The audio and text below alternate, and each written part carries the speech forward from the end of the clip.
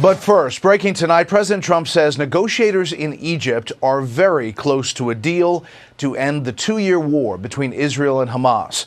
The president sending two envoys to the meetings today. Chief National Security Correspondent Jennifer Griffin tells us where things stand at this hour from Tel Aviv tonight. Good evening, Jennifer. Good evening, Brett.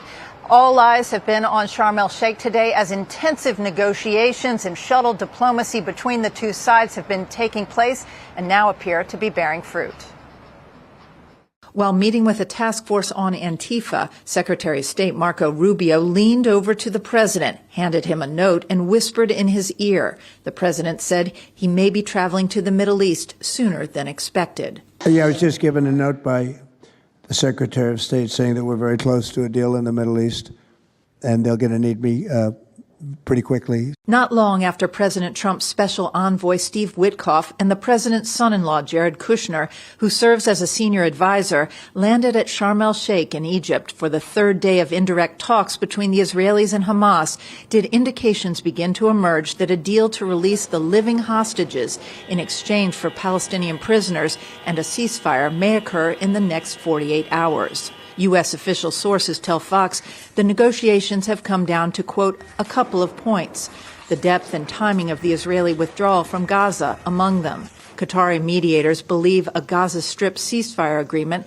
can be reached by October 10th. If that's the case, President Trump indicating he could be on the ground when it's signed in Egypt. According to Israel's Channel 12, Prime Minister Benjamin Netanyahu has asked his cabinet to meet in advance of a final agreement to vote on the broad outlines, sensing how quickly talks are moving and not wanting to be seen as an obstacle. Other Palestinian factions, such as Islamic Jihad, which the U.S. designates as a foreign terrorist organization, sent representatives to the talks today, which is significant because they hold some of the hostages and need to be part of any ceasefire.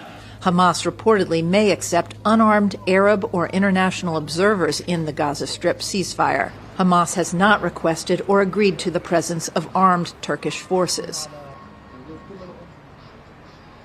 The second phase of the ceasefire will likely be much more difficult than a prisoner and hostage exchange, Brett, because it will be dealing with the disarmament of Hamas and who will govern Gaza in the days ahead.